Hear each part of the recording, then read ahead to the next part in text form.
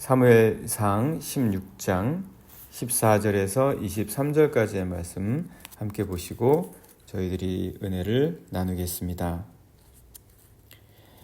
여호와의 영이 사울에게서 떠나고 여호와께서 부리시는 악령이 그를 번뇌하게 한지라. 사울의 신하들이 그에게 이르되 보소서, 하나님께서 부리시는 악령이 왕을 번뇌하게 하온즉 원하건대 우리 주께서는 당신 앞에서 모시는 신하들에게 명령하여 수금을 잘 타는 사람을 구하게 하소서. 하나님께서 부리시는 악령이 왕에게 이를 때에 그가 손으로 타면 왕이 나으시리이다 하는지라.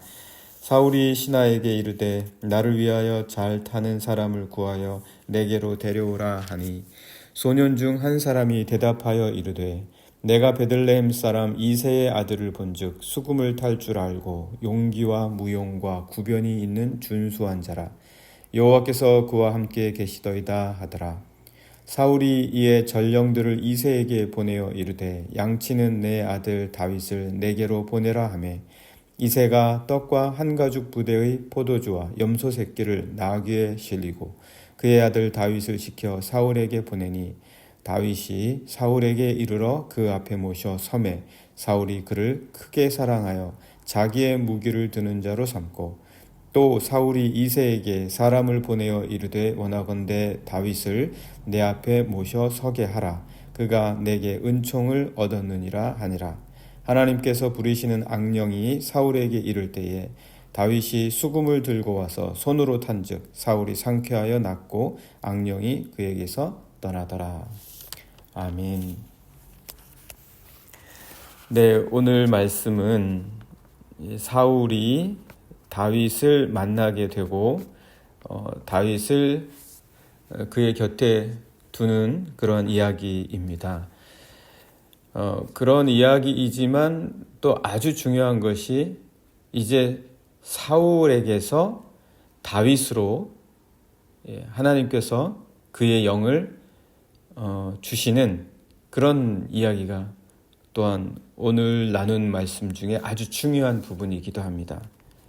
사울은 지금까지 오늘 우리가 16장 말씀 보셨잖아요. 이 16장 말씀 전까지 보시게 되면 사울이 사무엘과 끊임없이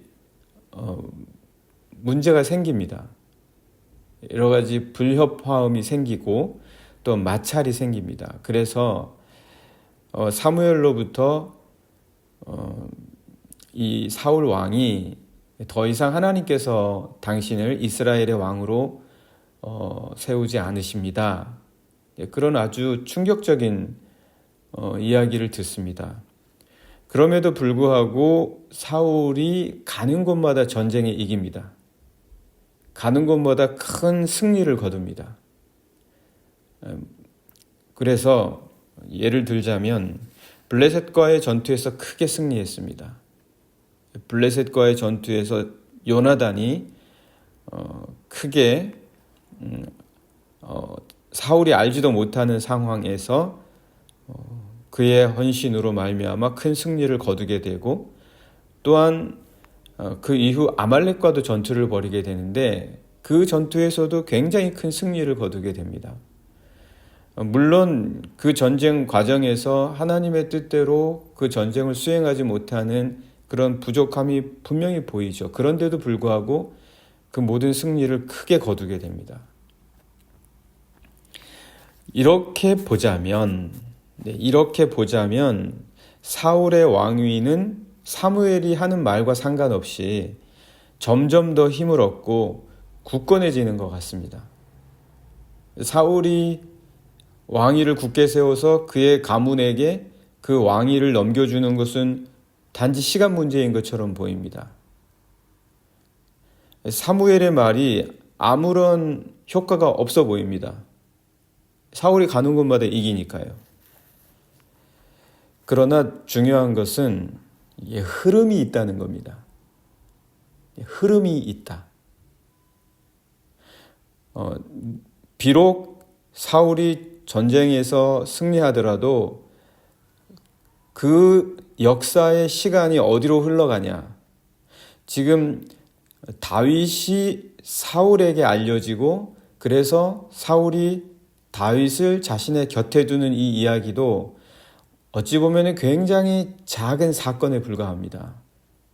지금까지 사울이 전쟁에서 크게 승리한 것에 비하자면 다윗이 사울 곁에 나타나는 것은 불과 신경 쓸 일도 되지 않는 아주 사소한 일에 지나지 않을 겁니다. 그런데 흐름이 있다는 거죠. 흐름이 있다. 이 흐름을 보지 못하면 전쟁에서의 승리에 도취하고 맙니다. 그것이 너무 더 크게 보이거든요. 그러나 아무리 그게 큰 승리라 할지라도 일대 큰 전환을 이루는 획기적인 사건이 눈에 보이지 않는다 할지라도 흐름은 아무리 큰 것도 막을 수가 없습니다. 아무리 큰 돌도, 아무리 거센 바람의 역류도 흐름을 막을 수 있는 것은 없습니다. 하나님이 뜻하시는 목적이 역사 속의 하나의 큰 흐름이라는 겁니다. 우리가 이루는 크고 작은 성공과 성취들이 아무리 우리에게 중요하게 보여도 하나님의 역사의 흐름, 하나님이 뜻하시는 방향, 이 방향이 우리의 모든 걸 결정합니다. 우리의 전부를 결정합니다. 그래서 하나님이 도대체 우리를 어디로 이끌어 가시는가를 알아야 된다는 것이죠. 오늘 사울도 보시게 되면 사울은 승승장구합니다. 사울은 전쟁에서 이깁니다. 블레셋과의 전쟁에서도 이기고 아말렉과에서도 전쟁에서도 이기고 왕위는 점점 굳건해져 갑니다. 그러나 그거는 겉으로 보이는 것뿐입니다. 사울의 시대는 끝이 나고 다윗의 시대가 옵니다.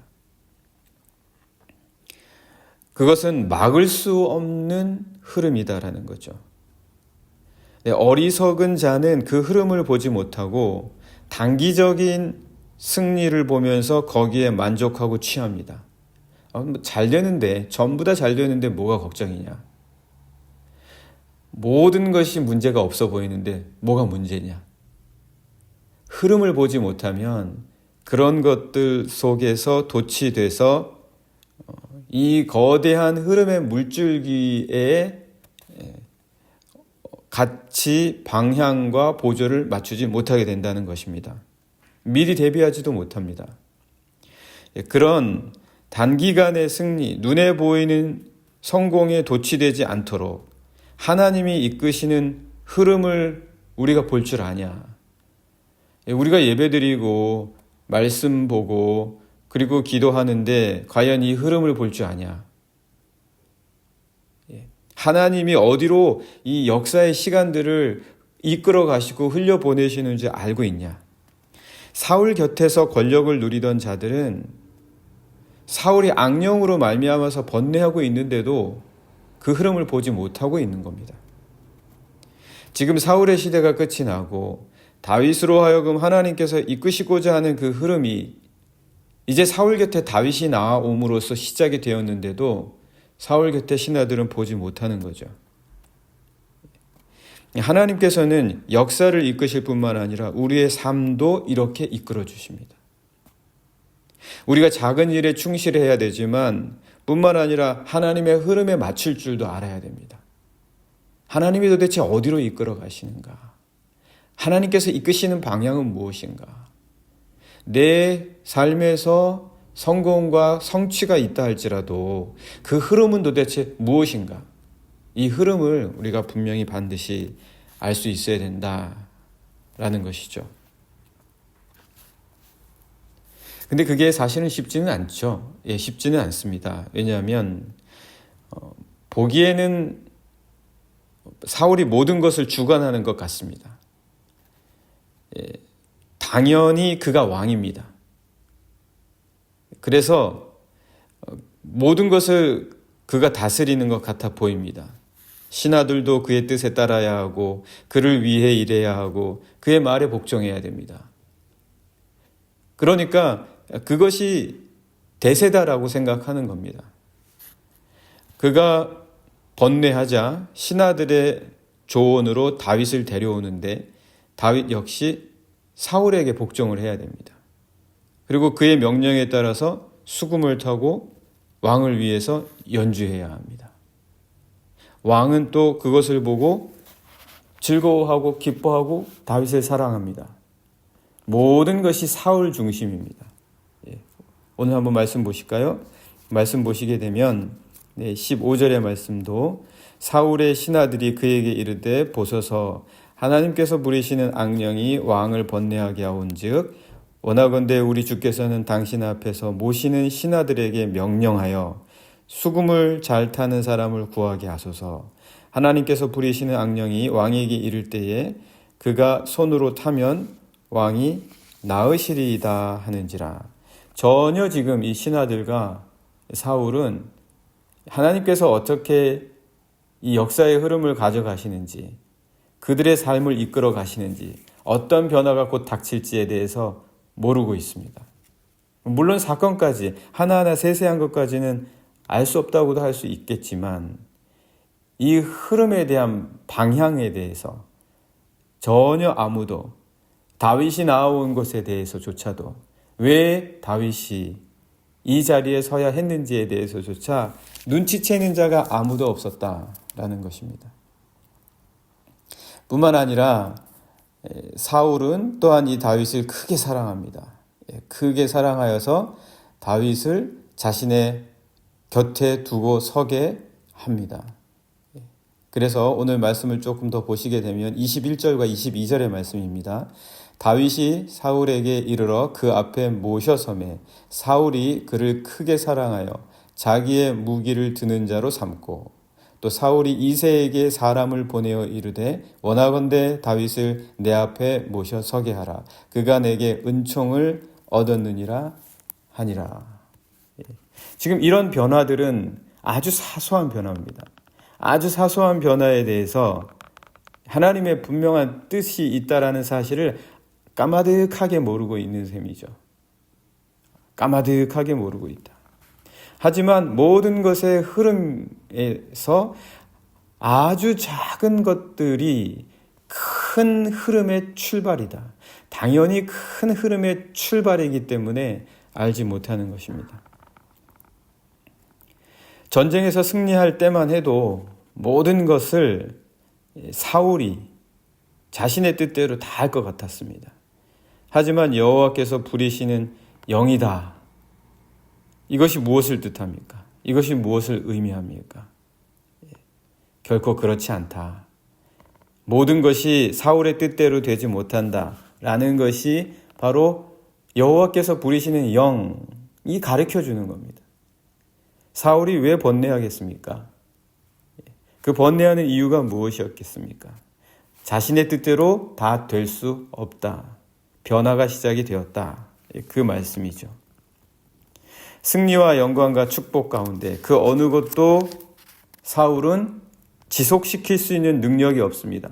너무 잘 되는데, 지금 너무 잘 되고 있는데 그 잘 되는 것은 사울이 한 게 아닙니다. 사울이 한 게 아니고 사울은 그것을 지속시킬 수 있는 능력도 없습니다. 전쟁의 승리를 더 계속 가져갈 수 있는 자가 사울 자신이 아닙니다. 블레셋과의 전쟁에서도 사울 때문에 이긴 게 아닙니다. 아말렉 때문에 이긴 게 아니에요. 근데 사울은 자기 때문에 이겼다고 생각을 합니다. 여기에서부터 큰 사울이 어찌할 수 없는 큰 부족함이 바로 여기에서부터 보여지게 된다라는 것이죠. 그래서 하나님이 부리시는 영이다. 이게 도대체 무슨 말입니까? 사울이 정말 너무 모르는 거예요. 너무 모르는 거예요. 그래서 여호와께서 부리시는 영이 그를 번뇌하기 시작했다. 여호와께서 부리신다라는 게 뭡니까? 부리신다라는 말은 히브리 말로 비롯된다라는 뜻입니다. 여호와께서 비롯된 영이 사울을 번뇌하게 만들었다. 사울이 모든 것이 자기의 힘이다라고 생각하니까 번뇌가 시작이 됩니다. 번뇌가 시작이 된다. 일반적으로 번뇌가 시작될 때에는 같은 사인이라고 보면 됩니다. 모든 것을 자신이 스스로 한다라고 생각할 때에 번뇌가 시작이 되고, 그리고 그 번뇌가 뜻하는 바는 그렇지 않다. 너가 하는 게 하나도 없다. 너가 하는 것은 전혀 없다.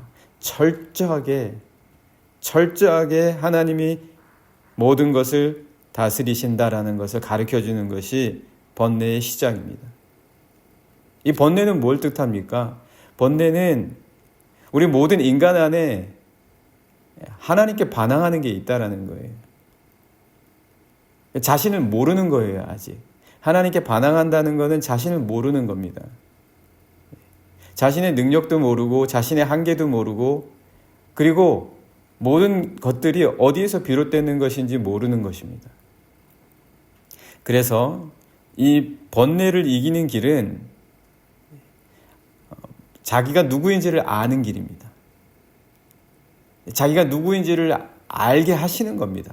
번뇌라는 것은 어찌 보면 그래서 하나님께서 너가 누구인지를 알아야 된다라는 그런 말씀이다라는 거죠. 그래서 이 번뇌를 이기기 위해서는 하나님께 초점을 맞추지 않으면, 하나님께 맞추지 않으면 결코 이겨낼 수가 없습니다. 이 문제의 근원이 무엇인지, 이 어려움의 시작이 무엇인지, 어디에서 출발한 문제인지를 하나님께 초점을 맞추지 않으면 결코 이길 수 없는 것이다. 다윗이 수금을 탈 때에 사울을 괴롭히던 악령이 떠나가고 상쾌해졌죠. 그래서 이것이 철저하게 하나님께로부터 비롯된 것이다. 이것을 알리기 위해서 오늘 말씀은 계속 거듭해서 하나님이 부리시는 영이다. 하나님이 부리시는 악령이다. 계속 말해주고 있습니다. 14절에도 말씀 보시게 되면 여호와의 영이 사울에게서 떠나고 여호와께서 부리시는 악령이 그를 번뇌하게 했다. 하나님이 부리시는 악령이었다. 하나님으로부터 비롯된 것이었다. 그리고 15절에도 말씀 아까도 읽었지만 하나님께서 부리시는 악령, 계속해서 하나님께서 부리신다.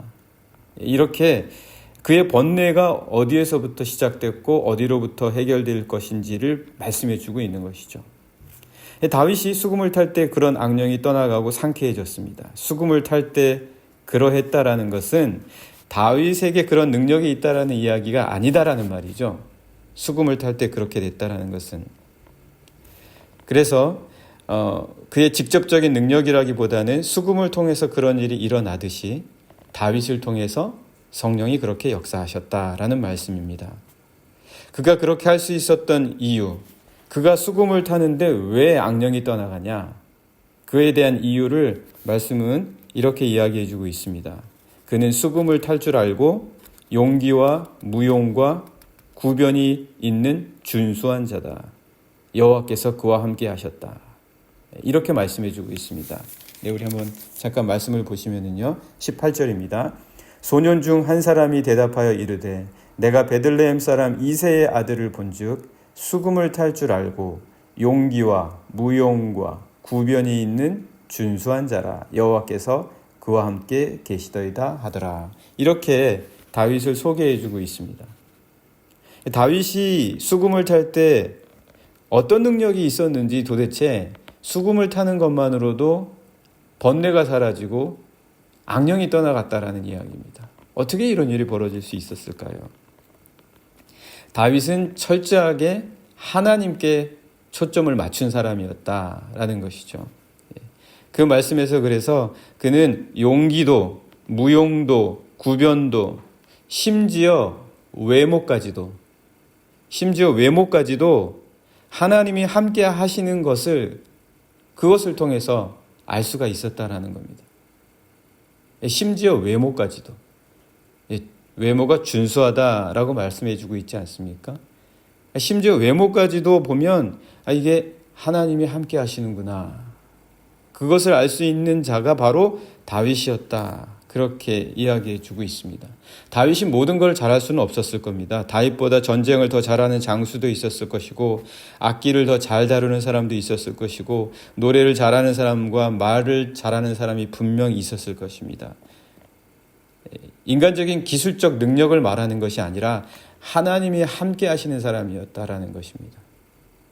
얼마나 하나님이 함께 하시는지 그의 외모까지도 하나님이 함께 하심으로 말미암아 준수한 자가 바로 다윗이었다. 그것은 외모의 이목구비를 말하는 것이 아닐 것입니다. 그거하고는 전혀 상관이 없습니다. 어찌 보면은 이 말씀은 그는 하나님께 초점을 맞춘 자로서 항상 하나님 때문에 그리고 하나님으로부터 말미암아 그의 삶의 방향도 바꾸고 그의 모든 일의 동기도 바꾸고 그리고 그의 삶의 목적도 바꾸는 자였다.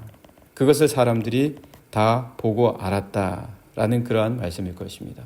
오늘 우리가 다윗에게 바뀌어지는 상황을 보았습니다.